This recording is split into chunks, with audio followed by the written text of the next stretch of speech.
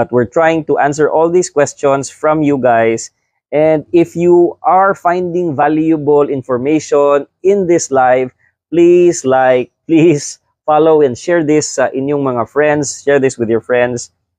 And we will get back. So a lot of questions coming in. Number one, good evening to Herschel from Zamboanga del Norte.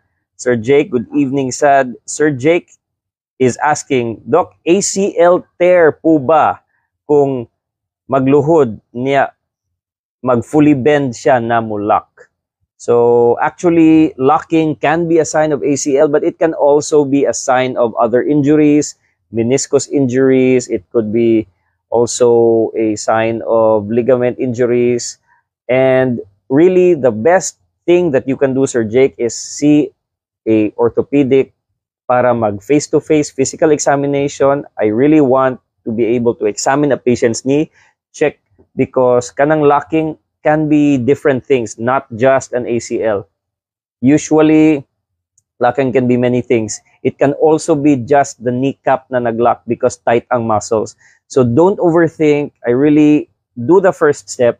Please see an orthopedic doctor near you para ma-check yun na po.